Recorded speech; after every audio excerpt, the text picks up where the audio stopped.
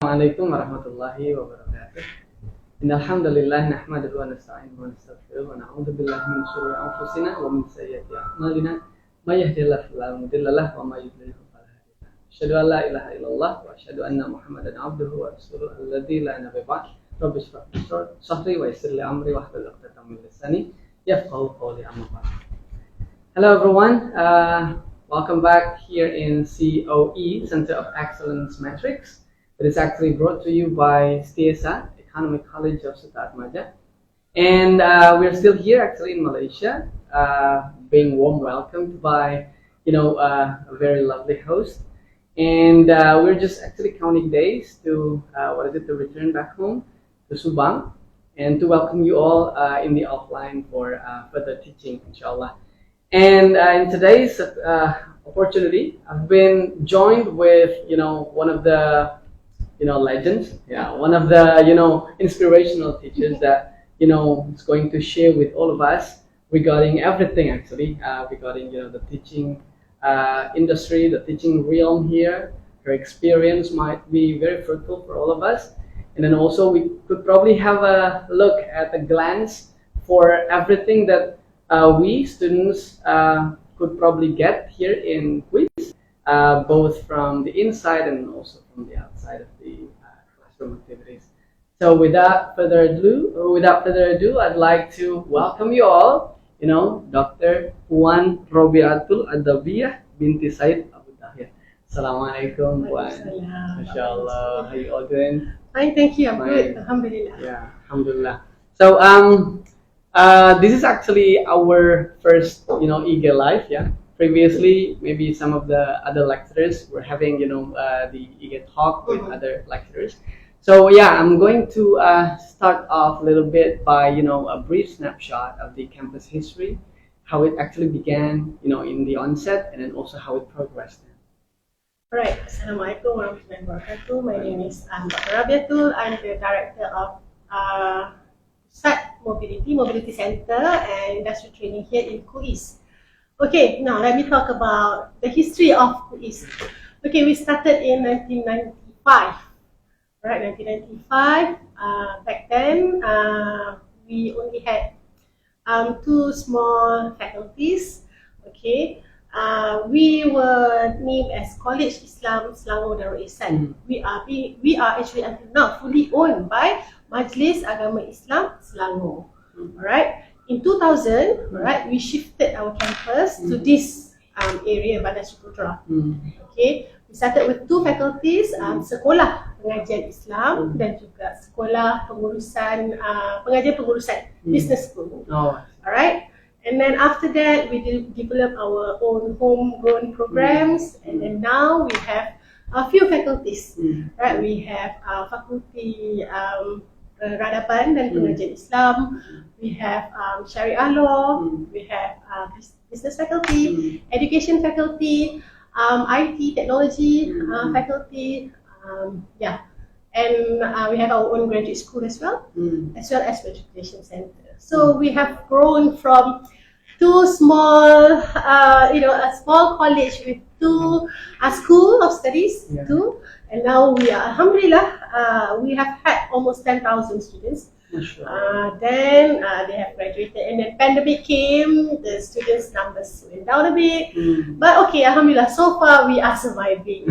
We are having active students, 5,000 to 6,000 students on campus. Per year? Total. Okay. We used to have, I think before pandemic we had 10,000 students, active students. But due to pandemic, the numbers went down a bit. But alhamdulillah, we are happy. We are happy. Recent intake we had 1,000 plus. Alhamdulillah, compared to other, we don't want to compare, but to be grateful, we have to look at others as well. Because before this we might have even more, but but now due to pandemic, the numbers have gone down a bit, but we're still grateful. We are still here. Alhamdulillah. Okay, it was actually unprecedented. Nothing we can do, of course. Yes, of course, nothing that we can do. Okay, and so the students are now getting back offline. Yes. Since starting in April, the staff came back. Okay. We had a full face-to-face session. We need no more working from home. everyone had to come on campus. Okay. And then students, they came in November.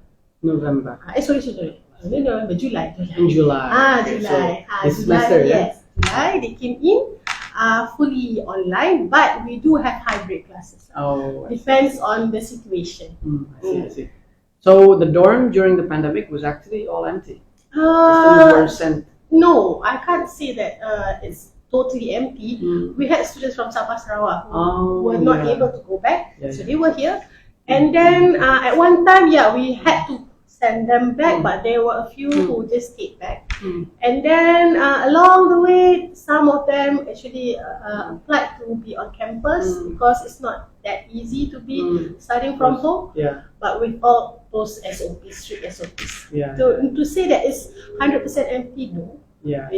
But we do have only a small number. Alhamdulillah. But alhamdulillah, now it's getting back normal. Yes, now KUIS is back to normal. We have students coming in.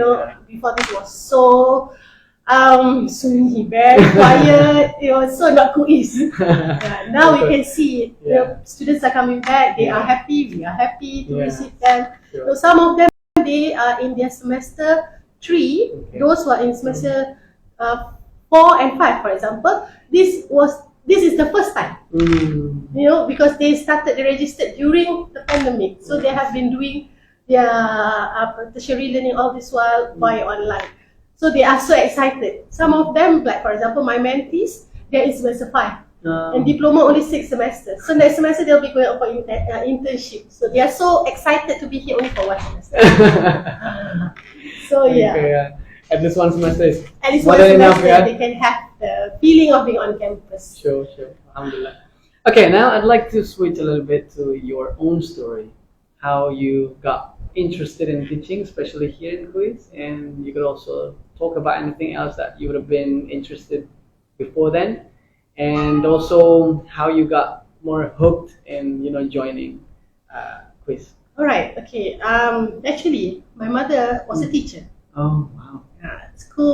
Primary school teacher. So it's deep inside of your DNA. It's already in the DNA.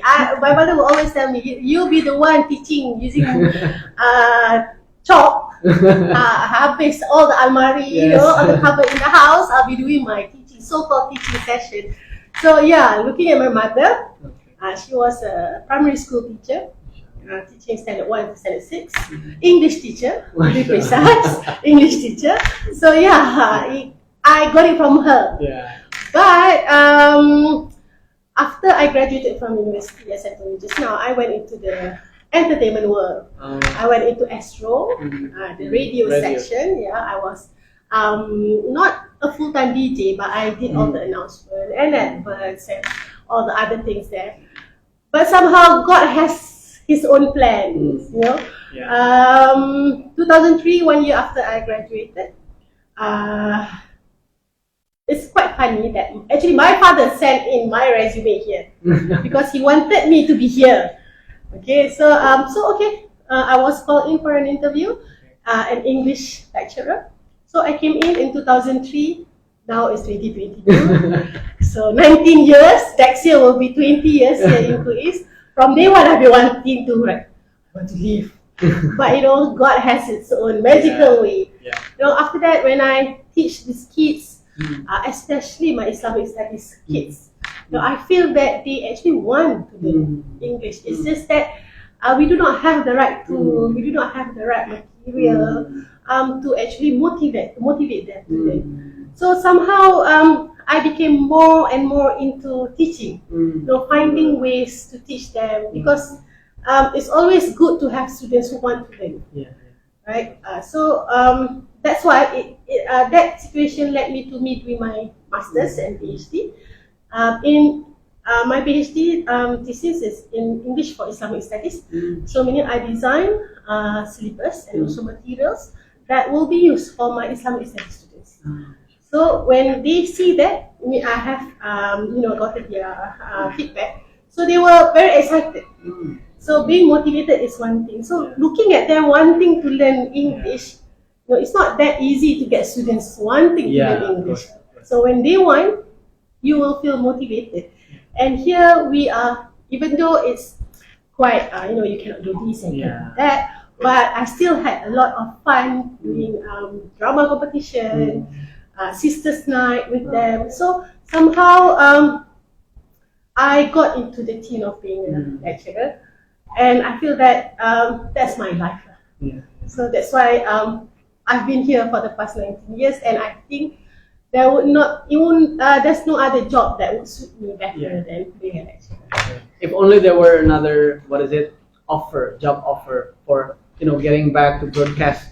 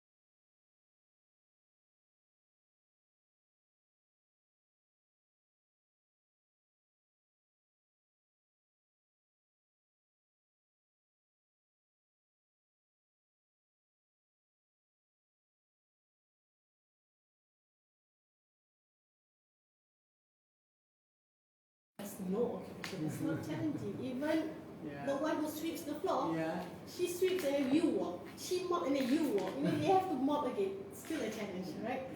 So yeah, just deal with it. But I think as a lecturer, we are the one who are going to decide on how to face that challenges. And I think we have the tool and the capability to motivate our students and change their attitude. So if we are able to do that, we can tone down our challenges. Right, amazing. And the program you mentioned before regarding, the English week, yes. Was it just in a class or was it also in outside of the class? No, it was a 1 week program for all the students on campus. So we had drama, compete between classes and programs, and then nasyid. Whoever they can combine from business department with Syariah department, it doesn't matter. So it was I would say annual event for a few years. We even had the lecturers, the language lecturers, performing a theatre in front of the students. In English. Yes, and it was so fun because that was the first time we had that. So I told them, because I was the head for KUIS English Society at that time. I was the advisor, so I asked my fellow English lecturers, why don't we do something to make the students feel, these lecturers are very sporting, so that they will come to us if anything. So we decided to do Snow White and the Seven Dwarfs. So we had just right, the numbers were right, to have Snow White, to have the dwarf, the lecturers, the lecturers were the dwarf, and we had full audience, the hall was full, and it was so amazing, because we had, stories saying, students are not interested in English, all the negative things. But when we do all these things, we can see that actually they are interested. It's just that they just can't find the right way. They feel that, it's not important. They have been drumming it into their head. But when we do it in a more interesting way, learning English is not only by reading books, you can also sing. To get vocabularies, you can also sing. You can do so many other things. So we managed to, open a bit their mindset. Now it's getting better. Amazing. And of course, we are now, especially in Malaysia and also in Indonesia anyway, we are actually facing lots of uncertainty in the future, right? So the students are more likely to face so many problems in their lives, and let alone the job that they have to seek. So what does the campus provide to the students, both inside and outside of the classroom activities, to prepare them? Alright, if it's inside the classroom, then we will do a lot of presentations, real life tasks. Whatever they are going to do in the real work, we will mimic that and ask them to do it in the classroom. Besides that, since we have Pusat Mobility and Latin Industry, our aim is to get students to go for internship in companies that are established, so that when they go out for their internship, they get the right company, they get the right position. Once they are done with either 3 months, 4 months or 6 months, they will be absorbed automatically. Most of our students, they are being absorbed. Most of them. Once graduated. Because we have changed our structure. Internship will be in the final semester, so they don't have to come back to campus. So once they have finished 5 semesters for diploma and 7 semesters for degree, the final semester will go out for internship, and if they do well, they will be absorbed. They can straight away continue working. So that's what we have been doing. So this center is here to make sure that we can help them in getting good, companies, established companies, so that they can straight away get their job. Another thing is, currently what we can see with students is their confidence level are quite low. Their confidence level is quite low. So what we try to do is, by having mobility programs like this, so we ask them to be buddies, for example. Get to know people from other countries, go out with them, learn their language, and then if it's our turn to go, let's go and learn their culture. So the main thing about students nowadays is first language, another one their confidence level. So we need to build on this. So once we tackle these two, the availability, the readability of them to be employed is, I think they will be easily employed. But yes, as you said, it's not easy to get a job in this era. Okay? So we are trying to coach them. For example, we have Entrepreneur Week, as you see, in FPM. Yeah. The students are doing, selling food, and it's something that is very common in FPM. We do it like almost every semester. Their aim is to finish the lecturers' money. Every time we go there, we will have to buy. Before this, we have tudung, jubah, and whatnot. So yeah, we ask them, we motivate them to open up their business or sell something, so that from there, meaning maybe they will find their confidence level there, and maybe they will they know that okay, I can also start selling something to get their own category. Other than that, we have community engagement CSR program. For example, in Malaysia at one time, flood, right? Flood, yes, and we are expecting another one November. Soon we are expecting another one. A rhythm, a scheme, something? I don't know. Yes. Usually it's end of the year, musim tengkujuh we call it, right? The other time was unexpected. Even my cousin's house, total, until the first floor to bawah, total habis. So yeah, so we get them and bring them to the houses, to the affected area, and ask them to help. So these are the things that we always encourage our students to do. We teach them that the reality is not, life is not a bed of roses. You have to earn everything. So we ask them to sell, like the entrepreneur week now, entrepreneurship week that we're having, or we bring them out for community engagement to ask them to know, okay, this is the real world. So that's how we, try to educate our students to get them prepared. If they can't secure a job, well, I have other things to do. Getting money is not only by being employed, I can also be the employer, be the boss of my own company, right? So, but at the end of the day, they have to be confident and they have to be prepared. So that's the task that we have been trying to do slowly, right? By doing all this, for example, mobility, it is a good experience for them to learn about other culture, to learn about other, going. Before this, we had students from students program exchange in Turkey. In Turkey? Yes. Okay, this year? No, before pandemic. Before pandemic. So they went for 6 months, if I'm not mistaken. And we can see that once they come back, they change. The way they see things, the way they think, because they have gone out from their own comfort zone. Surviving there on their own, right? So that's what we want. So that among other things that we are trying to do to help our students.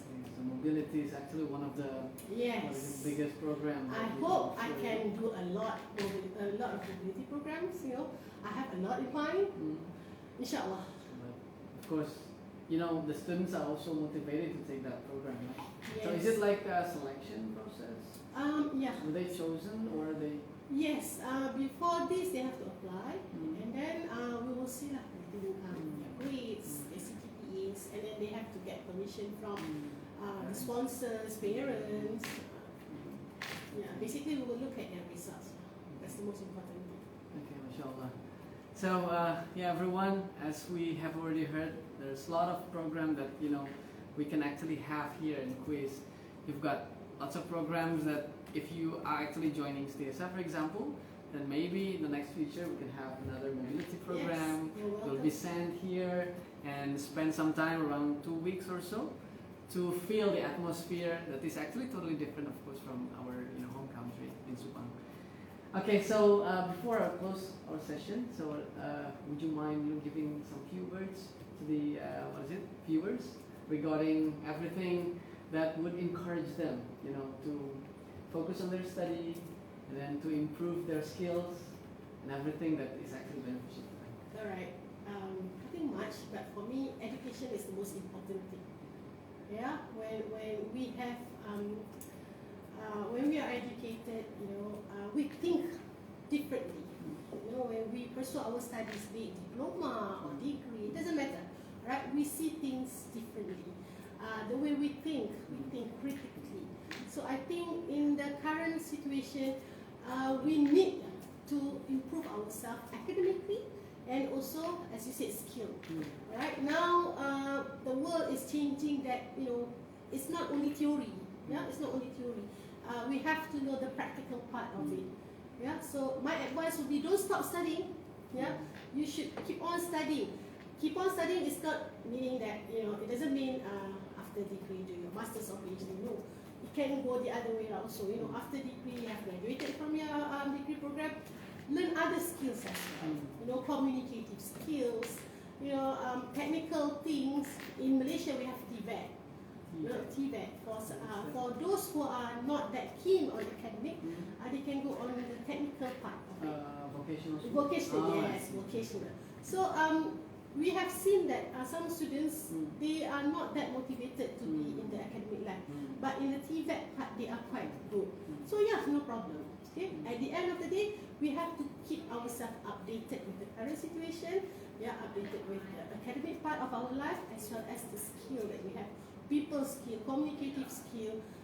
But at the end of the day, don't forget where we come from. Yeah, we have to, no matter how high we go, we have to come back and look at the community and give back to the community. At the end of the day, that is our goal. So keep on studying, study hard. If you are that kind of a person who wants to study until PhD, MashaAllah, please go for it. If you think after undergraduate level degree is enough and other things I need to do, yes, please. I always tell my students, at the end of the day, you know what you want, right? But do not stop studying. Do not stop learning.